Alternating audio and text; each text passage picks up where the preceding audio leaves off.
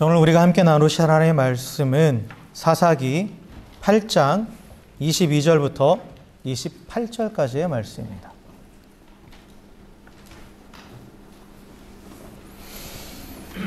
구약성경 사사기 8장 22절부터 28절까지의 말씀. 우리 한 절씩 교독하겠습니다. 그때의 이스라엘 사람들이 기드온에게 이르되 당신이 우리를 미디안의 손에서 구원하셨으니 당신과 당신의 아들과 당신의 손자가 우리를 다스리소서 하는지라.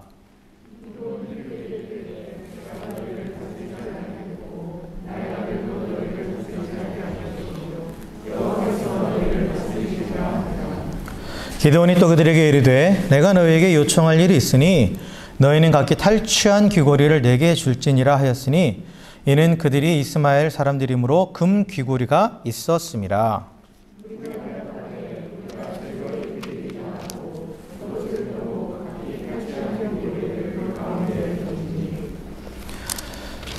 기드온이 요청한 금 귀고리의 무게가 금 1700세겔이요 그 외에 또 초승달 장식들과 폐물과 미디안 왕들이 입었던 자색 의복과 또 그 외에 그들의 낙타목에 둘렀던 사실이 있었더라.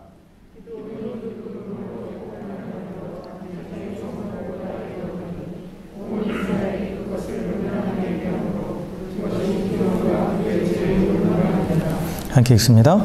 미디안이 이스라엘 자손 앞에 복종하여 다시는 그 머리를 들지 못하였으므로 기드온이 사는 40년 동안 그 땅이 평온하였더라. 아멘. 아멘.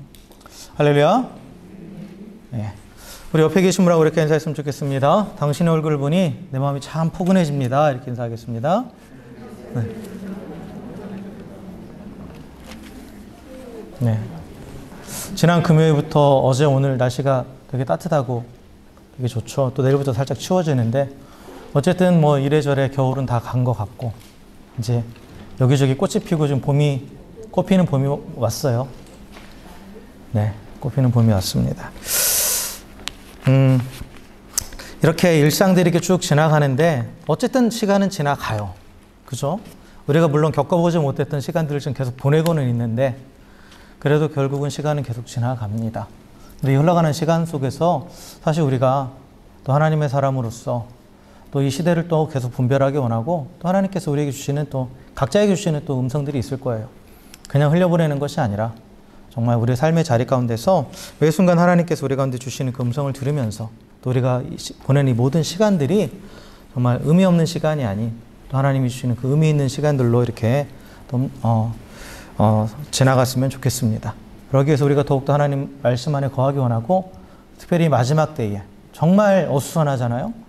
정말 어수선하고 정말 말세의 징조들이 너무나 분명하게 보이는 이 시대 가운데서 우리가 붙잡아야 될 것은 오직 하나님 말씀밖에 없다라는 것. 그리고 또 우리가 찬양한 것처럼 하나님 은혜가 아니면 우리는 살 수 없다라는 것. 그 사실을 우리가 날마다 기억하면서 주의 말씀 안에 거하기 원하고 또 그 하나님 말씀 가운데 주시는 그 하나님의 은혜 가운데 살아갈 수 있는 우리 모두가 되기를 주의 이름으로 간절히 축원합니다. 네. 오늘 함께 나누신 우리 이 말씀, 사사 기드온에 관한 말씀이죠. 사사기에 등장하는 사사들 중에 가장 유명한 사람은 아마 삼손일 거예요. 그죠? 삼손은 다 알죠. 삼손에 대해서는. 삼손의 이름을 딴 브랜드도 있으니까. 그죠? 샘소나이트가 삼손의 이름을 딴 브랜드잖아요. 삼손 하면 이제, 힘의 대명사. 그렇죠? 근데 삼손 다음으로 익숙한 사사가 바로 이제 기드온이에요. 기드온입니다. 실제로 사사기의 내용을 보면 삼손에 관한 내용이 가장 많아요. 분량이 가장 많고 그 다음 많은 사람이 이제 기드온이에요. 기드온. 그리고 우리는 먼저 기드온 하면 기드온과 300용사 해서 하나님께서 기드온을 사사로 세우시고 또한 그에게 300명의 군사를 붙이셔서 미디안 군대를 무려 13만 5천 명이나 되는 이 미디안 군대를 쳐부수게 하신 그러한 사건을 우리가 너무 잘 알고 있죠. 잘 알고 있어요. 그래서 성경은 특별히 히브리서 11장에 믿음의 그 선진들, 믿음의 선배들에 대한 내용이 쭉 나오는데 그 중에 기드온이 또 거론이 됩니다. 믿음의 선배들로 거론이 돼요. 그래서 우리가 기드온 하면 또 믿음의 용사, 기드온과 믿음의 300용사, 뭐 우리가 이렇게 많이 이렇게 얘기를 합니다. 그런데 사실 기드온에 관해 기록된 성경의 내용을 자세히 살펴보면, 특별히 7장 마지막 이후에, 7장 후반부 이후에 8장 그리고 기드온이 죽은 이후에 기록된 9장까지 내용을 보면, 우리가 기드온이 사실 처음 하나님께서 믿음의 용사로 세우셨을 때 그 처음 마음을 유지하지 못하고 타락했다라는 걸 우리가 알 수 있어요. 타락했다라는 걸 알 수 있어요. 그러니까 성경은 있는 그대로 팩트를 다 기록하죠. 그래서 우리가 뭐 믿음의 사람 하면 이제 다윗 얘기하잖아요. 다윗. 누구나 다윗을 닮고 싶어하고 다윗과 같은 믿음의 사람이 되고 싶다고 하지만 다윗의 범죄도 적나라하게 기록되어 있죠. 기록되어 있어요. 마찬가지로 기드온에 대한 성경의 기록도 좋은 점만 기록되어 있는 게 아니에요. 그가 잘못한 부분, 그가 타락한 부분, 그리고 그 결과에 대해서 쭉 기록을 해놔요. 그 이유는 무엇이냐? 아무리 믿음의 사람이라 할지라도 한순간에 이렇게 될 수 있다는 거예요. 한순간에 타락해서 결국은 멸망의 길로 갈 수 있다는 것을 우리 가운데 일단 경고하는 거예요. 그래서 믿음의 모습들을 보여주면서 그걸 본받으라 라고 말씀하고, 또한 그들이 타락하는 모습을 통해서 그것을 본받지 말라 라고 우리에게 가르쳐 주는 거죠. 그걸 우리는 반면교사라고 표현하죠. 우리가 닮아야 될 부분이 있는 부분을 정면교사라고 표현하고, 우리가 닮지 말아야 될 것, 그렇게 하지 말아야 될 것에 대한 것을 가르쳐 주는 사람을 반면교사라고 표현을 해요. 그러니까 그 모든 것을 다 기록해 놓음으로써 우리가 닮아야 될 것은 닮아야 되고 닮지 말아야 될 것은 버려야 된다라고 우리 가운데 분명하게 말씀하고 있어요. 특별히 오늘 기드온의 이 타락하는 모습을 보면 사실 교묘하게 위장되어 있습니다. 기드온의 타락의 모습이. 우리가 자세히 들여다보지 않으면 이게 정말 타락한 건가 할 정도로 그냥 넘어갈 수 있어요. 그런데 그만큼 이 기드온이 이 타락의 과정을 보면 이게 우리 가운데 그대로 적용돼요. 나도 모르는 사이에, 또 다른 사람들이 인식하지 못하는 사이에 나도 기드온처럼 이렇게 타락해 갈 수 있다는 거예요. 그래서 이 기드온이 결국 믿음의 용사를 시작했는데, 그 기드온이 그 살아있는 동안은 그래도 크게 문제가 보이지 않지만, 기드온이 죽은 이후에 이제 그 사사기 8장 마지막에 이제 기드온이 죽는단 말이에요. 그 이후에 일어나는 여러 가지 사건들을 보면 어떻게 하나님의 사사가 그 가문이 이렇게 한 번에 무너질 수 있는가, 그런 생각이 들 정도로 엄청난 일들이 벌어져요. 근데 그게 어디서부터 시작되느냐? 기드온이 타락했기 때문에 그 결과로 나타나는 상황이에요. 그러니까 기드온의 생전에는 그 문제가 일어나지 않았는데, 근데 기드온이 죽고 나니까 그 결과들이 한 번에 휘몰아치듯이, 그래서 기드온의 가문이 한순간에 멸망해버려요. 그리고 그로 인해서 그 과정에서 이스라엘들이 내전이 일어납니다. 이스라엘 백성들 사이에서 그런 혼돈의 시기를 겪게 돼요. 사실 이 사사기에 여러 사사들이 기록되어 있잖아요.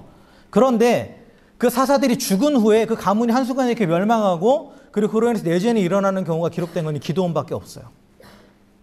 그러니까 기드온이 그만큼 큰 임팩트를 주는 그런 사사죠. 하나님 앞에서 하나님께서 그를 들어서 큰 일을 하셨는데, 근데 그 결과가 너무 좋지 않게 끝나는 것을 우리가 볼 수가 있어요. 그래서 우리는 오늘 이 본문의 내용을 중심으로 과연 믿음의 용사였던 기드온이 어떻게 타락했고 그 타락이 어떻게 진행되었는지, 그리고 그 원인이 무엇인지를 한번 살펴보기 원합니다. 그리고 그를 통해서 아까 말씀드린 대로 기드온을 반면교사 삼아서 우리가 믿음의 사람으로서 끝까지 그 하나님 앞에 믿음을 유지하면서 이 땅 가운데서 믿음의 용사로 어떻게 살아갈 수 있을지, 그것에 대해서 한번 생각해 보기 원합니다. 자, 오늘 본문의 내용을 보면 어떻게 시작합니까? 이스라엘 백성들이 기드온에게 나와서 이렇게 얘기하죠. 당신이 우리를 미디안의 손에서 구원하셨으니 당신과 당신의 아들과 당신의 손자가 우리를 다스리소서라고 이렇게 얘기해요. 그죠? 그러니까 한마디로 당신, 그리고 당신의 아들, 당신의 손자, 대를 이어서 우리를 다스려달라. 이 얘기는 뭐예요? 우리의 왕이 되어달라는 거예요. 우리의 왕이 되어달라라고 그렇게 요청을 하는 거죠.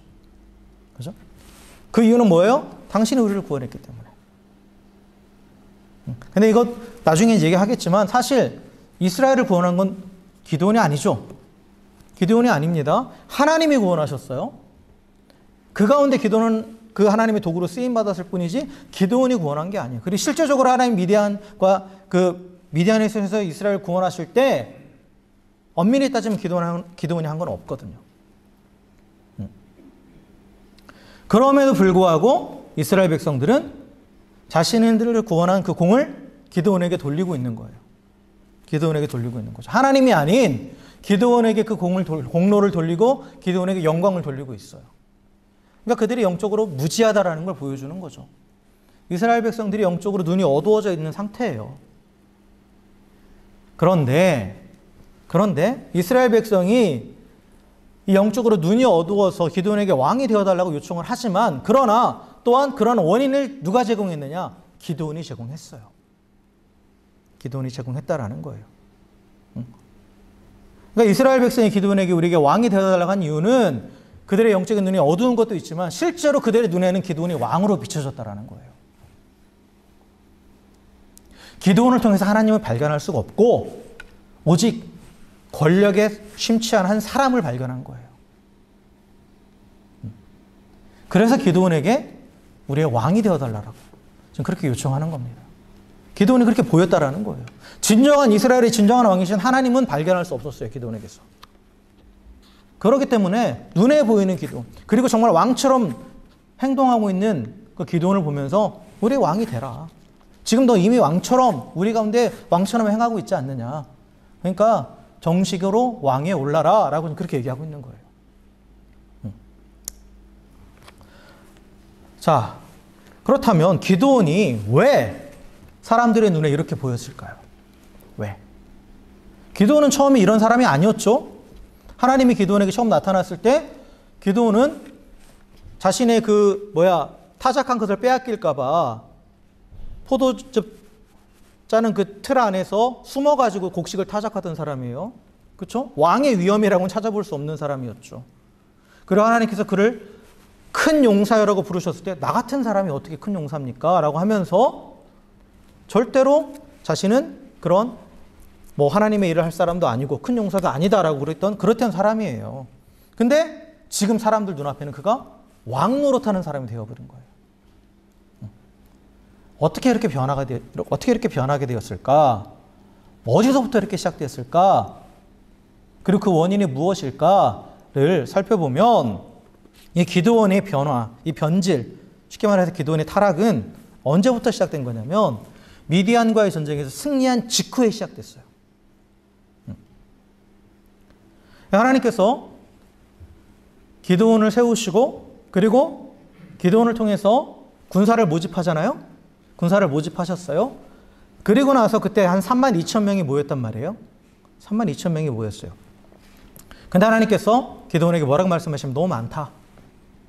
지금 니들이 이 군대를 가지고 미디안을 이기면 자기의 힘으로 이겼다라고 분명히 자랑할 것이다. 라고 하면서 계속 돌려보내고 해서 300명만 남죠. 300명은 남아요. 그리고 이제 기드온과 이 300명의 군사가 이제 미디안과 싸움을 하는데 실제적으로 엄밀히 그 기사를 들여다보면 그 기드온과 그 300명의 군사가 한 건 뭐예요? 손에 횃불을 들고 항아리를 깨고 그리고 소리친 것밖에 없어요. 그죠? 그거밖에 한 게 없어요. 그들의 칼에 피 한 방울 안 묻혔습니다. 피 한 방울 안 묻혔어요. 피 한 방울 안 묻히고 횃불을 들고 항아리를 깨고 소리친 것밖에 없어요. 근데 그때 하나님께서 역사하셨죠. 하나님께서 역사하셔서 미디안이 서로를 치기 시작한 거예요. 미디안 군대 안에서 서로 치기 시작해서 자기들끼리 서로 죽고 해서 한순간에 그 밤에 12만 명이 죽어버려요. 12만 명이 죽은 거죠. 누가 하신 거예요? 하나님이 하신 거예요. 그렇죠? 그러니까 이 미디안과의 전쟁에서 그 승리의 주역은 하나님이에요. 그리고 하나님은 그걸 알게 하기 위해서 계속 이스라엘 백성의 군대를 다 줄여 나가셨어요. 그리고 실제적으로도 기드온과 300명이 남았지만 그들이 한 건 아무것도 없죠. 이 전쟁에서 전투에 참사한 거는 사실 없는 거예요. 없는 거죠. 자, 그런데 이제 여기서 문제가 발생하는 거예요. 뭐냐면 기드온은 어쨌든 간에 이스라엘군의 총지휘관이에요. 총지휘관이죠. 물론 하나님께서 미디안 군대 12만 명을 한 번에 치셨지만 자기는 한 게 없네. 전과가 없는 거예요. 자신의 공로가 하나도 없죠. 하나도 없어요. 이때 이제 인간적인 생각이 들어오는 거죠. 하나님이 은혜를 베풀어 주셨는데 거기에 내 공로를 더하고 싶은 거예요. 그래서 하나님의 은혜에 나의 공로를 더하면 하나님 은혜까지 내 공로가 돼버리는 거니까. 결과적으로는 그렇게 돼요. 그러니까 이스라엘 백성들 앞에서. 결과적으로는 그렇게 됩니다. 그래서 기드온이 어떻게 하느냐. 살아남은 군사 15,000명과 그 다음에 미디안 왕들이 살아남았단 말이에요. 그들을 추격하기 시작합니다. 그들을 추격하기 시작해요. 근데 하나님은 그걸 명령하지 않으셨어요. 그러니까 남은 미디안 군대 15,000과 그 왕들을 추격한 건 순전히 기드온의 개인적인 목적의식을 가지고 자신의 전공을 위해서 쫓아간 거예요. 추격한 겁니다. 하나님은 이스라엘을 미디안의 손에서 구원하시기 위해서 직접 미디안의 군대를 한순간에 괴멸시키셨죠. 그 결과 사실 미디안은 지금 이 순간 이미 돌이킬 수 없는 타격을 받았어요. 그들이 이제 재기불능의 상태예요. 그리고 이스라엘은 미디안의 손에서 이미 해방됐어요. 하나님의 뜻은 여기까지였어요. 그리고 무엇보다 이것을 통해서 하나님의 영광이 드러났죠. 하나님 이스라엘의 구원자이시고 이스라엘을 지키시는 분이시고 한순간에 그 미디안의 그 정말 메뚜기 떼 같은 그 엄청난 그 군대를 한 번에 쓸어버리시는 그 위대하신 하나님, 그 하나님의 영광이 드러났어요. 근데 하나님은 여기까지였어요. 근데 기드온이 여기서 멈추지 않은 거예요. 기드온이 여기서 멈추지 않고 미디안을 쫓아서 다 진멸하겠다. 다 없애버리겠다. 그 왕들같이 다 죽여버리겠다 하고 따라가기 시작한 거예요. 추격하게 하는 거예요. 사실 하나님께서는 가나안에 있는 이방 민족들을 이스라엘 백성이 그 땅을 점령할 때 다 진멸하라고 말씀을 하셨죠. 뭐 헷 족속, 아모리 족속, 브리스 족속 막 쭉 나와요. 근데 미디안은 아니에요. 미디안은 가나안에 정착하고 있던 이스라엘 백성들이 멸망시켜야 했던 그 민족이 아닙니다. 그 민족이 아니에요. 미디안은 누구의 후손이냐면 아브라함의 후처.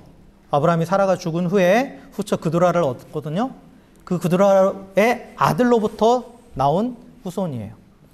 그리고 미디안이 이스라엘과는 지금은 이제 이스라엘을 이 상황에서는 이스라엘을 하나님께서 치시는 도구가 되어버렸지만 그전에는 협력 관계가 있었어요. 모세의 장인이 미디안 사람이에요.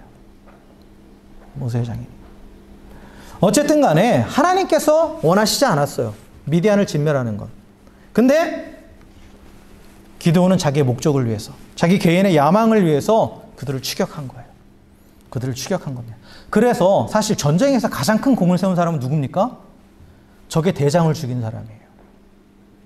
아무리 많은 군사를 죽였어도 그게 아니에요. 대장, 우두머리를 친 사람이죠. 그러니까 12만의 군사는 죽었는데 문제는 지금 미디안 왕들은 그대로 다 살아있는 거예요. 그러니까 이들을 붙잡아서 이들을 치면, 이들을 붙잡고 이들을 죽이면 이 전쟁의 공로가, 제일의 공로자가 누가 되는 거냐면 기드온이 되는 거예요. 그 목적이 있었다는 거죠, 기드온은. 물론 또 사적인 복수하고자 하는 마음도 있었어요. 그런 내용들 나오는데, 그러나 어쨌든 간에 이 기드온이 하나님이 말씀하시지도 않았고 명령하신 것도 아닌데 미디안을 추격한 이유는 자신의 공로를 세우기 위해서요. 나의 공로를 세우기 위해서. 그래서 이제 이 미디안과의 전쟁은 이전까지는 하나님의 전쟁이었거든요. 근데 이 순간부터는 기드온의 사적인 전쟁이 되어버려요. 그래서 기드온이 미디안의 패전병을 추격해서 군사들을 다시 소집하는데 그게 이제 사사기 7장 23절이에요. 그 다음부터 쭉 기드온에 관한 기록에 하나님은 등장하지 않아요.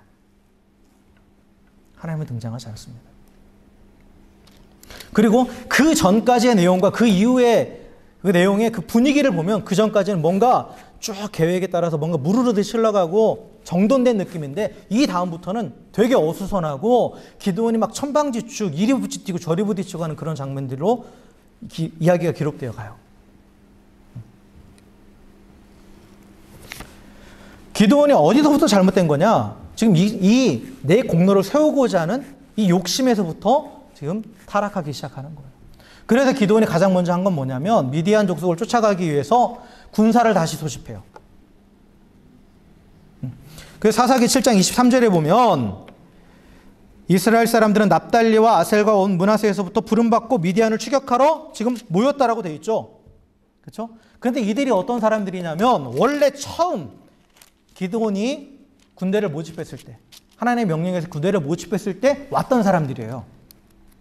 그래서 사사기 6장 35절에 보면 기드온이 사자들을 므낫세에 들어보내며 그들도 모이고 그를 따르고 또 사자들을 아셀과 스볼론과 납달리에 보내서 사람들이 막 모였다라고 되어 있어요.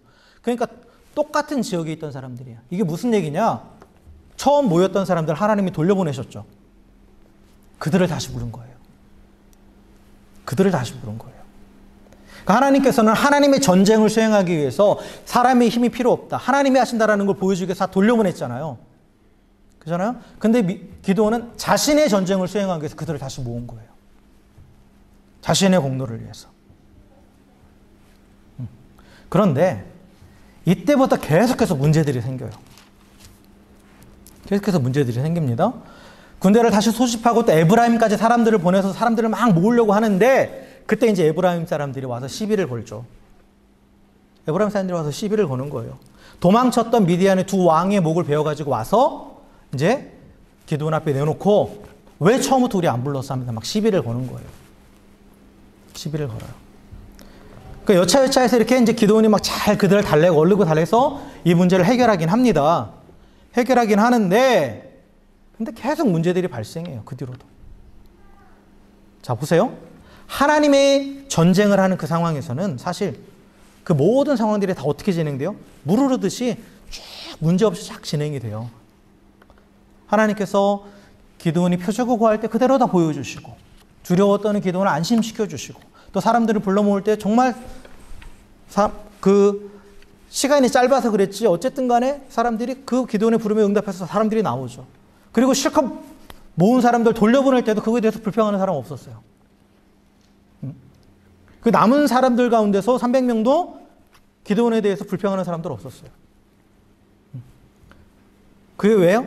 하나님이 하신 것이기 때문에. 하나님의 전쟁이었기 때문에. 그러니까 하나님의 일을 하는 데 있어서는 그 안에 물론 여러 가지 문제, 어려움들도 있을 수 있어요. 그러나 그 모든 것들이 돌파되는 과정들을 보면 모든 것들이 순리대로, 모든 것들이 부드럽게 다 진행이 돼요. 그런데 기드온의 전쟁을 시작하니까 처음부터 꼬이기 시작하는 거예요, 계속. 갑자기 에브라임 사람들이 와가지고 시비를 거는 거예요. 말도 안 되는 시비를 거는 거죠. 말도 안 되는 시비를 걸어요. 그러니까 기껏 모여들었던 사람들이 다시 돌아가 버려요. 흩어져 버려요. 그래서 기드온에게는 다시 300명만 남습니다. 처음 그와 같이 있던 그 300명만 남아요. 근데 이쯤 되면 사실 멈춰야 돼요. 멈춰야 됩니다. 이게 뭐냐면 하나님의 사인이에요. 기드온에게 하나님께서 기회를 주시는 거예요. 이거는 나의 전쟁이 아니라 너의 전쟁이고 이거는 네가 네 멋대로 하는 거다라는 것을 하나님께서 가르쳐 주시는 거예요. 이 막히는 것들을 통해서. 근데 기드온은 자신의 욕망, 자신의 야망 때문에 포기하지 않아요. 포기하지 않습니다. 그래서 그 300명만 데리고 이제 쫓아가는 거예요. 근데 그 처음부터 같이 했던 그 300명들은 사실 너무 피곤하죠. 지쳐 있었단 말이에요. 지쳐 있었어요. 그러니까 그들이 너무 지쳐 있으니까 미디안 패자명을 쫓아서 요단강까지 건너가서 이제 막 쫓아가는데 더 이상 지금 당장 싸울 수 없으니까 기드온이 어떻게 하냐면 그 요단강 이 동편에 있던 도시들에게 특별히 이제 숫곳이라는 도시와 분우엘이라는 도시에 좀 도와달라고 요청을 해요. 원조를 요청합니다. 근데 그들이 그 원조 요청을 받은 그 성읍에서 어떻게 하냐? 거절해요. 거절합니다. 여러 가지 이유를 들어서 거절해요. 거절합니다. 물론 그게 인간적인 이유를 들었고 핑계이긴 하지만 그러나 기드온이 영적으로 깨어있었다면 이것도 깨달아야 되는 거예요. 당연히 도와줄 줄 알았는데 당연히 물자를 보내주고 또한 군대를 동원해 같이 협력해 줄 줄 알았는데 그들이 거절한다. 이건 이 배후에 하나님이 계시다라는 거죠. 하나님이 계속 막으시는 거예요, 지금. 계속 막으시는 거예요. 근데 기드온은 지금 눈이 뒤집혀 있어요. 왜냐하면 아까도 말씀드렸지만 지휘관으로서 자신이 전쟁에서 공로를 세운 건 아무것도 없어요. 게다가 그 경쟁 지파인 에브라임 지파에서는 미디안 왕 두 사람의 목을 이미 베어갖고 왔잖아요. 그러니까 그들에게는 이미 공로가 있단 말이에요. 자기에게는 아무것도 없죠. 아무것도 없어요. 그러니까 조급하고 눈이 뒤집혀 있는 상황이에요. 그러니까 하나님의 뜻을 물을 생각은 전혀 하지도 않고 이 모든 사인이 주어짐에도 불구하고 끝까지 고집을 부리는 거예요. 계속. 끝까지 고집을 부립니다. 그럼 분명히 아셔야 돼요. 하나님의 사람이 하나님의 뜻대로 그 일을 감당할 때는 분명히 하나님께서 다 돌파하게 하시고 모든 것들을 다 합력해서 선을 이루어가게 하세요. 그런데 그게 아닌 내 욕심과 내 욕망을 가지고 그것을 가지고 하나님의 이름을 빌어서 일을 한다? 그 결과는 기드온처럼 계속 막히게 되고 또한 기드온이 결국은 어떻게 되느냐? 자신을 돕지 않았던 자들에게 무자비한 보복을 하게 돼요. 선한 일이 나타나지 않아요. 선한 결과가 나타나지 않는다라는 거예요. 그러니까 기드온은 지금 자신의 요청을 거절한 성읍들에게 이제 분노하죠. 분노해요. 분노해가지고 내가 미디안 쟤네들 치고 오면 니네 가만 안 둘 거야. 라고 그렇게 얘기합니다. 그러고 이제 미디안과 싸우러 가죠. 물론 하나님께서 약속하신 게 있었기 때문에 미디안과의 남은 전쟁은 하나님께서 이기게 하십니다. 그러나 보세요. 그러고 나서 남은 두 왕을 잡아가지고 이제 돌아오는데 그때 그가 말했던 대로 자기를 도와주지 않았던 이 스콧과 분우엘 이 성읍을 어떻게 하냐 철저하게 파괴하고 그 성에 있던 사람들 다 죽여요. 학살합니다. 근데 스콧과 분우엘은 이스라엘의 성읍이에요. 그 성에 살고 있던 사람들은 이스라엘 사람들이에요. 자기 민족이에요. 자기 민족, 자기 도시들을 파괴하고 죽인 거예요. 사람들을. 하나님의 전쟁은 이스라엘을 위해서였죠. 하나님은 이스라엘을 구원하시기 위해서 미디안과 전쟁을 하신 거예요. 근데 기드온은 자기의 욕심을 위해서 동족의 성읍을 파괴하고 동족을 학살했다라는 거죠. 이것만 봐도 기드온의 전쟁이 하나님의 전쟁이 아니라는 것을 철저하게 사적인 욕심에 의한 것이라는 것을 알 수가 있습니다. 여러분 하나님께서 어떠한 우리에게 또 하나님의 일을 하게 하시고 그것을 통해서 또 하나님의 사람을 세워주실 때 그 가정 가운데 어느 누군가가 나로 인해서 손해를 보고 피해를 입었다. 그건 하나님의 일이 아니에요. 분명히 말씀드립니다. 여러 번 강조하죠. 하나님의 복은 나만 잘 되는 게 아니라고요. 하나님 우리에게 경쟁사회에서 1등하게 만드시는 분이 아니에요. 그건 세상의 원리예요. 하나님은 나로 인해서 모든 사람들이 복을 받게 하는 거예요. 그게 하나님이 주시는 복입니다. 하나님이 아브라함에게 처음에 약속하셨던 것도 마찬가지죠. 너가 복이 될 것이다 라고 말씀하셨죠. 그러니까 기드온의 이 행태를 보면 자신의 욕심을 위해서 민족을 죽이고 성읍을 다 파괴하고 이건 절대로 하나님의 일이 아니죠. 절대 하나님의 일이 아니에요. 그러니까 기드온은 하나님의 전쟁이 아닌 개인의 욕심을 위해서 개인의 전쟁을 하고 있는 거예요. 그리고 기드온이 또한 이 미디안의 패잔병과 벌인 전쟁이 기드온의 영광을 위한 전쟁이고 또한 이미 그가 왕처럼 스스로를 왕으로 여기고 있다는 증거가 몇 가지 더 있어요. 그게 뭐냐면 기드온이 그 미디안에 도망갔던 두 왕을 잡았을 때 이제 이스라엘 백성 앞에서 그 왕을 처형합니다. 사람들 앞에서 처형하는 거예요. 처형하는데 어떻게 하냐면 자기가 처형하지 않아요. 자기 아들에게 그들을 죽이라고 얘기해요. 자기 아들에게. 이건 뭐냐면 아까도 말씀드렸지만 전쟁의 승리의 가장 큰 공헌은 누구한테 있느냐? 적의 대장을 죽인 자에게 있는 거예요. 그러니까 자기 아들에게 그 영광을 돌리려고 하는 거죠. 자기 아들에게. 이것은 실제로 당시 왕이 자기 후계자에게 하는 행동이에요. 그 후계자의 정통성을 부여하기 위해서 그 후계자의 권한을 분명하게 만방 앞에 만인들 앞에서 그 사람의 권한을 확실하게 구축해 주기 위해서 확고하게 해주기 위해서 실제로 이런 일들을 했단 말이에요.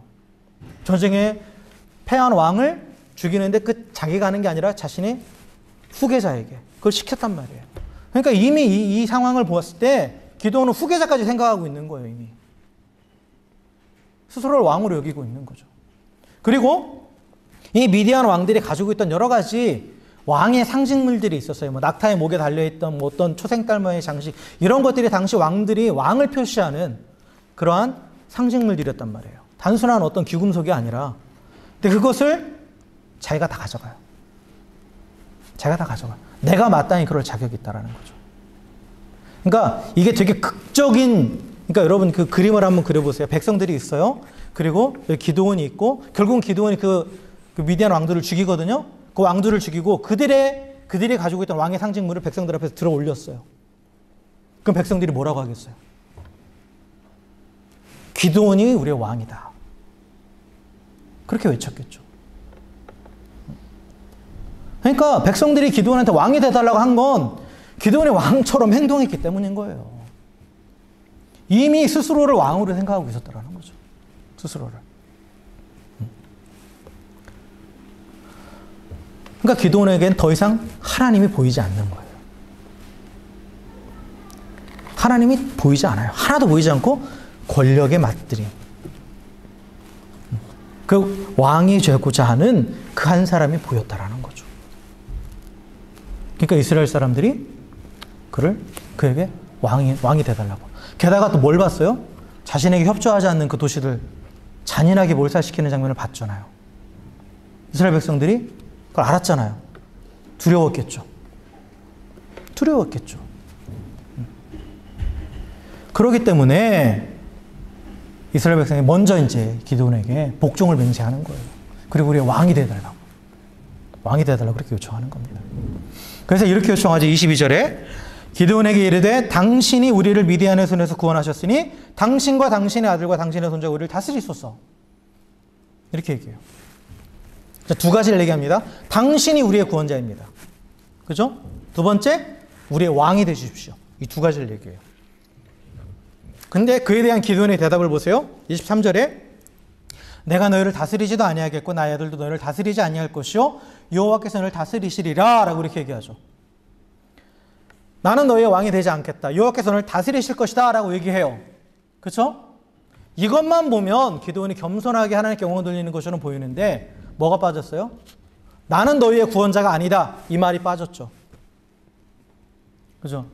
그거에 대해서는 얘기하지 않아요. 백성들이 당신이 우리의 구원자입니다 라고 얘기했을 때 그거에 대해서는 어떤 반응도 보이지 않아요. 이건 무슨 얘기예요? 그 말에 동의한다라는 거예요. 내가 너희의 구원자다. 스스로 동의하고 있다라는 거예요. 기드온이. 이스라엘을 미디안에서 구원하신 분은 하나님이시잖아요. 근데 기드온은 자기의 전공만 올려가지고 자신의 공적만 거기다 쌓아서 계속해서 그걸 취했던 사람이에요. 자신의 이익만을 취한 거예요. 그 안에서. 그래서 결국 하나님의 은혜를 자신의 공로로 바꿔버린 거예요. 그리고 하나님께 돌아갈 영광은 어떻게 한 거예요? 자기가 가로챈 거죠. 자기가 가로챈 거예요. 교묘하죠? 우리도 이럴 수 있어요. 하나님의 영광을 구한다고 하면서 하나님께 영광을 돌린다면서 은근히 내가 드러나기 원하고 은근히 나를 더 보여주기 원하는 그런 마음이 우리 안에 또 있습니다. 제가 설교자긴 하지만 설교자가 이렇게 설교 끝나고 나서 성도님들 은혜 받았으면 하나님의 은혜죠 이렇게 얘기하지만 속으로는 내가 잘했구나 이렇게 생각해요. 그럼 어떻게 할 수 있냐? 그 말 못 들으면 서운해합니다. 해달라는 얘기가 아니에요. 이게 겸손을 가장한 교만이에요. 솔직해질 필요가 있어요. 저도 솔직히 그렇다는 거죠. 저도. 근데 우리도 겸손을 가장한 교만이 참 많아요. 한편 영광 돌린다고 하면서 하나님이 하셨다고 하면서 은근히 자기가 높아지기 원하는 거죠. 기드온은 지금 대놓고 그러고 있는 거예요. 지금. 대놓고 그러고 있죠. 그리고 기드온이 나는 왕이 되지 않겠다라고 얘기했잖아요. 그리고 하나님이 너를 다스리실 것이다라고 얘기했잖아요. 그런데 사실 이것도 말뿐이에요. 그 뒤에 이어지는 그 기드온의 행동들을 보세요. 기드온이 24절 이하에 보면 백성들한테 전리품을 다 가져오라고 그러죠. 전리품을 걷어들여요. 금 귀고리를 가져오라고 그래서. 그래서 그걸로 뭘 만드냐면 에봇을 만듭니다. 금 에봇을 만들어요. 그때 걷어들인 그 금의 양이 1700세겔. 이게 킬로그램으로 계산하면 약 21kg예요. 골드바 1kg가 지금 아마 한 8천만 원 할걸요? 8천만 원 정도 할 거예요. 뭐 금값이 뭐 계속 오르고 있으니까 더 할 수도 있어요. 그러니까 이게 우리 돈으로 따지면 뭐 거의 20억 가까이 되는 거죠. 그 전리품들을 당연하다는 자기가 걷어들이고 있어요. 자기가 걷어들이고 있죠. 그죠? 그러니까 이스라엘 백성들은 사실 미디안한테 다 빼앗겼던 사람들이기 때문에 이 전쟁을 통해서 많은 걸 얻었으니까 별 생각 없이 그냥 기꺼이 바쳤지만 엄밀히 말하면 이건 기드온이 주장할 수 있는 권리가 아니에요. 근데 자기가 이렇게 요청했다라는 건 내게 권리가 있다라고 그렇게 스스로 생각하고 있는 거죠. 그리고 나서 그걸 가지고 뭐를 만들었냐면 금 에봇을 만들었다고 되어 있잖아요. 이 에봇이라는 것은 대제사장이 겉옷 뒤에 입는 어떤 조끼 같은 거예요. 근데 이 에봇이 왜 중요하냐면 이 에봇에 판결의 흉패가 달려있고 그 안에는 우림과 둠밈이라는 하나님의 뜻을 물어보는 제비가 있어요. 그래서 이 에봇을 만들었다는 것은 그 모든 판결의 흉패며 우림과 둠밈까지 다 만들었다는 얘기예요. 그래서 이스라엘이 어떤 중요한 일들을 결정할 때 있어서 하나님의 뜻을 묻기 위해서 대제사장 앞에 나아가서 그걸 물을 때 하나님 그 제비를 통해서 그 뜻을 가르쳐줘요. 다윗도 그랬던 것들을 그런 일들을 여러 번 합니다. 쭉 보시면. 근데 이 에봇은 누가 만드느냐? 하나님이 정해준 사람만 만드는 거예요. 처음에 모세와 아론에게 하나님께서 만들라고 하셨단 말이에요. 아무나 만드는 게 아니에요. 그리고 에봇은 누구만 가지고 있을 수 있느냐? 대제사장만 가지고 있을 수 있어요. 대제사장만 가지고 있을 수 있어요. 근데 기드온은 자기 마음대로 에봇을 만들고 그리고 그것을 자기 거울에 뒀다? 자기 집에 둔 거예요. 이건 무슨 얘기예요? 하나님의 뜻을 묻는 이 에봇을 가지고 사적인 용도로 자기가 사용하는 것이고 그래서 내 마음대로 하나님의 뜻을 물어보고 뭐 사용하려고 하는 거 그런 의도도 있고 또한 사람들이 하나님의 뜻을 물으러 자기에게 나올 거 아니에요? 그러면 그것을 가지고 사람들을 다스리고자 하는, 조종하고자 하는 그러한 의도가 그 안에 담겨 있던 거예요.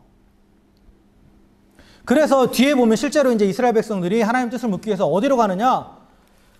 이 대제사장이 있는 성막이 있는 실로로 가는 게 아니라 이 기드온에게 찾아오는 거예요.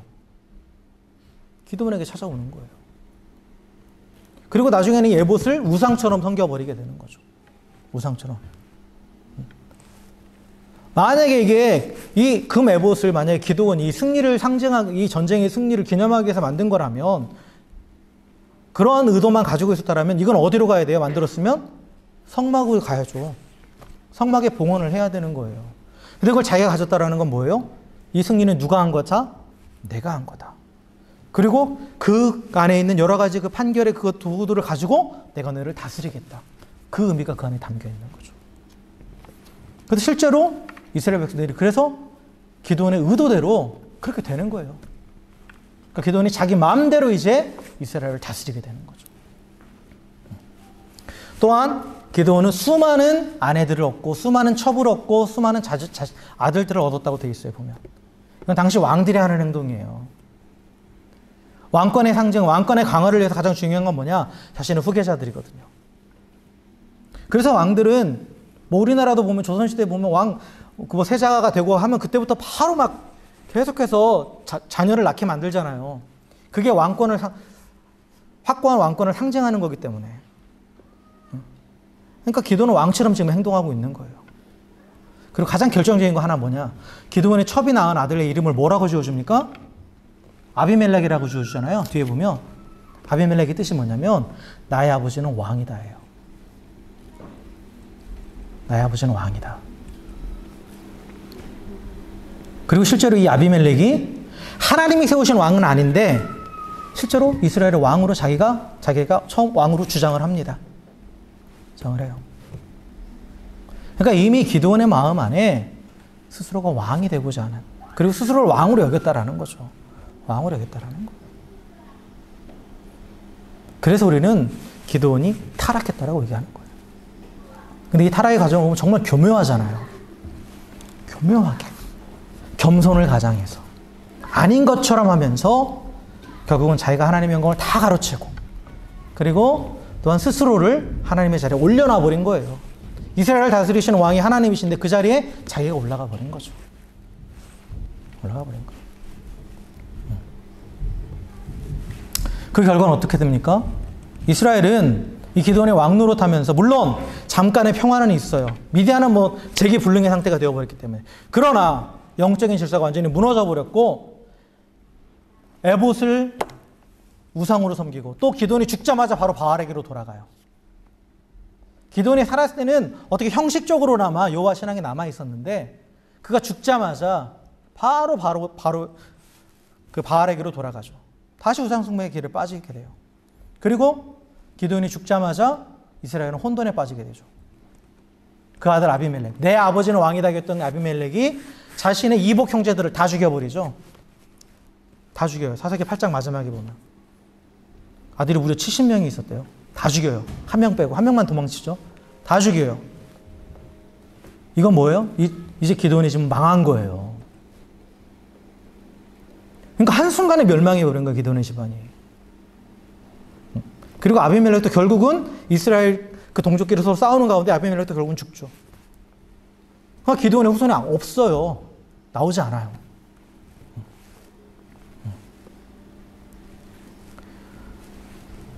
그러니까 결국 이 타락의 결과 자신의 가문도 멸망하고 이스라엘도 큰 혼란을 겪게 되는 그런 일이 발생하는 거죠. 이게 뭐로부터 비롯됐느냐? 기드온의 하나님의 은혜를 자신의 공로로 바꾸어버리는 그 욕심에서부터 시작된 거예요. 그 욕심에서부터. 사랑하는 성도 여러분, 중간중간 여러 번 말씀드렸지만 우리도 기드온처럼 될 수 있어요.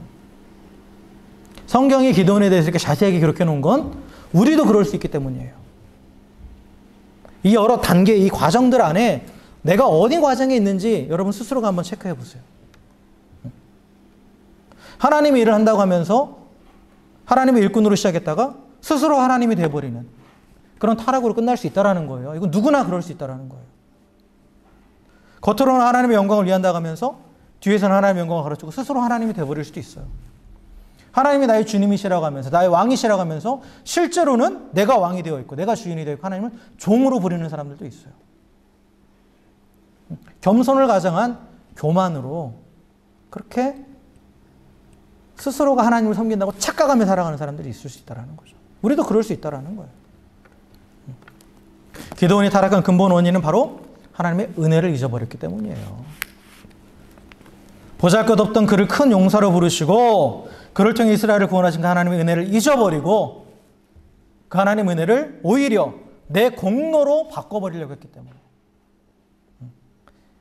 그래서 하나님의 영광을 가로채버렸기 때문에 타락한 거예요. 그래서 기드온은 은혜를 공로로 변질시켜버렸어요. 내가 했다. 내가 이만큼 했다. 바울의 표현대로라면 이 기드온의 모습을 뭐라고 표현할 수 있냐? 성령으로 시작했다가 육체로 마친 거예요. 육체로 마친 거예요. 그래서 기드온처럼 이 하나님의 은혜를 자신의 공로로 돌리려는 이 태도는 사람을 심각하게 타락시킵니다. 타락시켜요.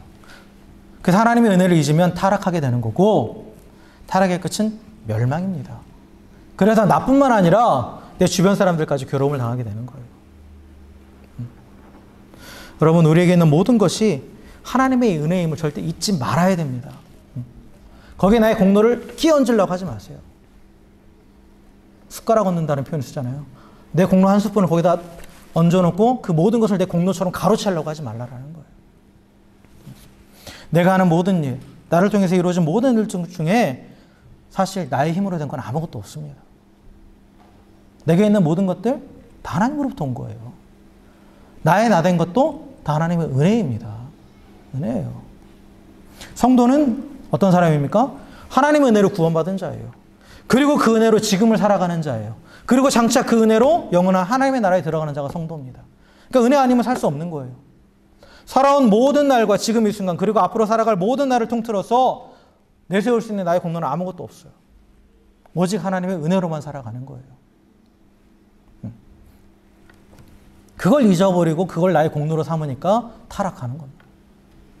하나님의 은혜를 나의 공로로 변질시키고 있다는 것을 어떻게 체크할 수 있어요? 아까도 말씀드렸죠? 하나님의 은혜라고 하면서 자꾸 나가 드러나기 원하는 거예요. 그래서 사람들이 인정 안 해주면 서운한 거예요, 자꾸. 그리고 그게 좀 더 심각해지면 분노하는 거예요. 내가 이만큼 했는데 왜 나를 저렇게 돼? 왜 나한테 이렇게 해? 이게 분노하는 거예요. 그리고 또한 다른 사람들이 인정받는 걸 보면 그 사람을 보면서 오히려 시기하고 또 스스로를 오히려 또 비하하기도 하고.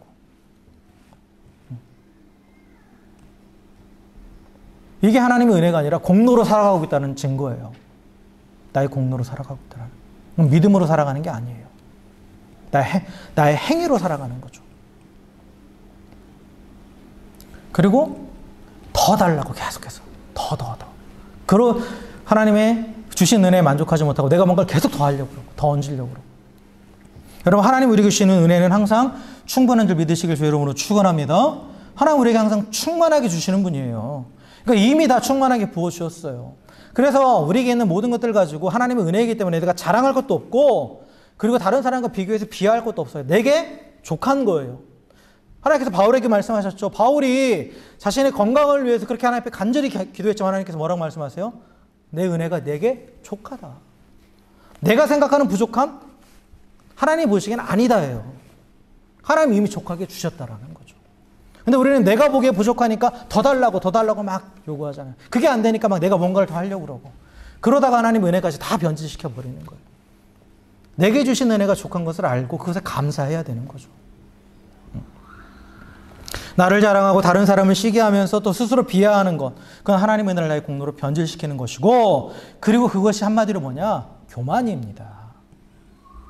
교만은 우리를 타락으로 이끌고 타락은 멸망을 낳는 거예요. 그래서 잠언은 교만은 멸망의 선봉이다라고 얘기하죠. 사랑하는 성도 여러분, 기드온과 같이 성령으로 시작했다가 육체로 마치는 그러한 어리석은 자가 되지 않기를 주의 이름으로 축원합니다. 이를 위해서 나의 공로가 아니라 난 은혜로 살아간다라고 날마다 고백하면서 범사에 하나님의 은혜를 구하며 때를 따라 부어주시는 그 은혜가 족함을 고백하고 또한 무엇보다도 자격 없는 자에게 값없이 주신 그 은혜를 늘 감사하며 살아가시기를 주의 이름으로 축원합니다. 그리고 그 은혜를 더 누리고 싶으시면 어떻게 하면 돼요? 나누면 됩니다. 더 달라고 할 게 아니라 내게 주신 은혜를 이웃과 나누면 되는 거예요. 나누면 그 은혜는 더 커지는 겁니다. 그것이 바로 은혜로 살아가는 삶이에요. 그래서 하나님의 은혜를 기억하고 날마다 그 안에 거하면서 끝까지 믿음의 용사로 살아갈 수 있는, 그래서 하나님의 영광을 온 땅 가운데 드러내면서 또 하나님 앞에 서는 날 하나님 앞에 인정받을 수 있는 우리 모두가 되기를 다시 한번 주의 이름으로 간절히 축원합니다. 함께 기도하겠습니다.